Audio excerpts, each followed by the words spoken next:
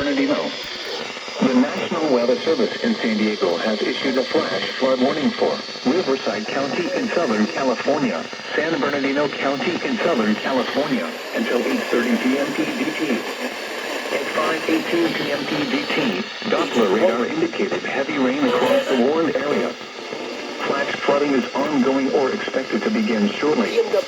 Hazard, flash flooding caused by thunderstorms. Source, radar. Impact, flash flooding of small creeks and streams, urban areas, highways, streets, and underpasses, as well as other poor drainage and low-lying areas. Radar.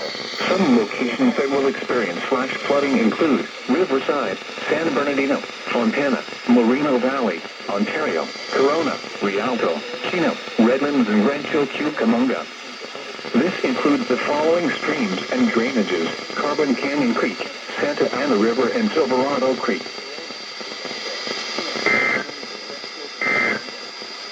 This includes the following streams and drainages: Carbon Canyon Creek, Santa Ana River, and Silverado Creek.